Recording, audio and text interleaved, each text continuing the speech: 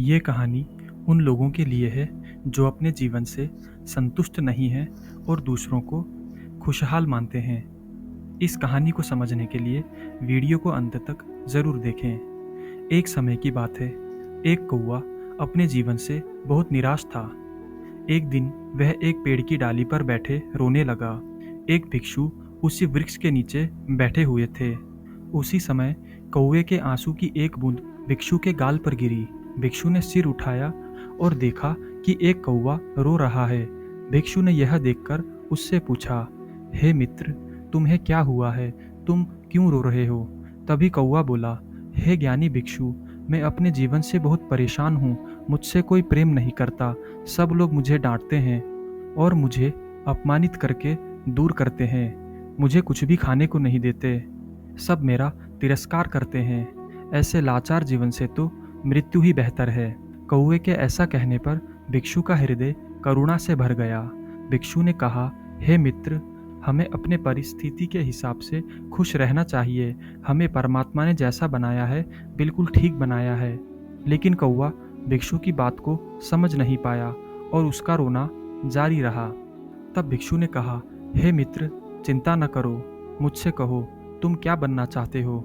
मैं तुम्हें अपने मंत्र और शक्ति से वह बना सकता हूँ। ये सुनकर कौवा बहुत खुश हुआ और बोला, हे महान भिक्षु, अगर आप मुझ पर कृपा करना चाहते हैं तो दया करके मुझे एक सुंदर हंस बना दें। भिक्षु ने कहा, ठीक है, मैं तुम्हें हंस अवश्य बना दूंगा। लेकिन पहले एक बार हंस से जाकर पूछो कि क्या वह अपने जीवन से खुश है। जब तक मैं तुम्हारा यहीं इंतजार करूंगा। भिक्षु की ये बात सुनकर कौवा बहुत खुश हुआ और हंस की तलाश में उड़ चला। उसने एक झील में तैरते हुए हंस को देखा।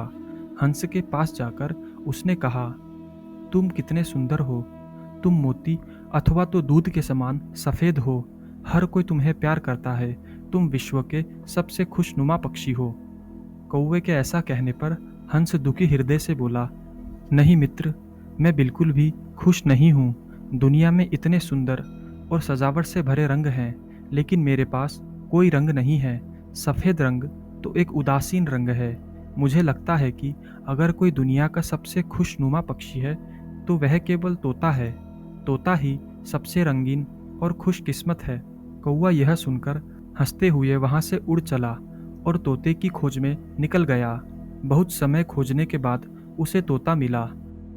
कौवा तोते के पास गया और कहा, हे मित्र तोते, तुम इतने रंगीन और सुंदर हो।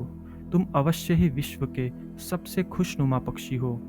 तोते ने कौवे की बात सुनकर दुखी मन से कहा, नहीं मित्र, मैं खुश नहीं हूँ। देखो, लोग तोते को पिंजरे में रखते हैं। मुझे हमेशा डर रहता है कि कोई मुझे पकड़ न ले और पिंजरे में बंद कर दे। मुझे लगता है कि अगर कोई दुनिया का सबसे खुशनुमा पक्षी है तो वह केवल मोर होगा। वह मेरी तुलना में बहुत रंगीन है और उसके बड़े बड़े मनमोहक पंख भी हैं। यह सुनकर कौवा अब मोर की तलाश में वहाँ से उड़ चला। काफ़ी लंबे तलाश के बाद उसे विशाल और सुंदर पंखों वाला एक खूबसूरत मोर दिखाई दिया जो किसी चिड़ियाघर में कैद था।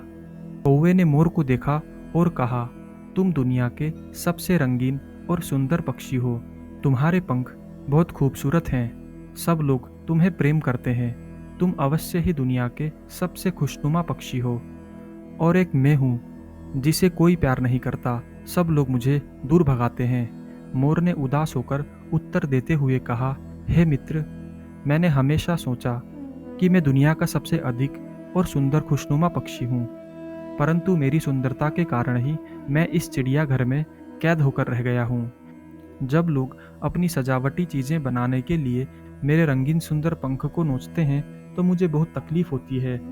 मोर थक कर दुखी आवाज में कहता है, हे मित्र, मैं खुशनुमा पक्षी नहीं हूँ। मोर की ये बात सुनकर कौवा हैरान हो गया। उसने फिर मोर से पूछा, यदि तुम भी खुश नहीं हो तो मुझे बताओ कि तुम्हारी समझ में दुनिया का सबसे खुशनुमा और स्वतंत्र पक्षी कौन है? कौवे का ऐसा पूछने पर मोर बोला, मैंने इस चिड़ियाघर को बहुत सावधानी से जांचा और समझा है और मैं यह पक्का कह सकता हूँ कि हे मेरे मित्र, तुम कौवा ही एकमात्र ऐसी पक्षी हो जो किसी की कैद में नहीं रखे जाते और ना ही तुम्हें लोग पकड़ने और जाल में कैद करने की कोशिश करते हैं।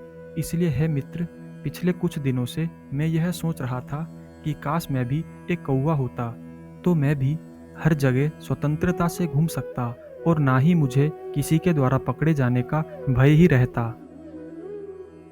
यह सुनकर कौवा वहां से उड़ गया और आज जीवन में पहली बार उसे एक कौवे होने पर खुशी का एहसास हुआ। अब वो अपने दुख से पूर्ण स्वतंत्र था। कौवे ने समझ लिया कि सच्ची खुशी उसके जीवन में ही है। वह वापस उस भिक्षु के पास आया और बोला, हे ज्ञानी भिक्षु, आपका बहुत धन्यवाद, जो आपने मुझे वक्त रहते सही ज्ञान दिया। अब मुझे और कुछ भी नहीं बनना।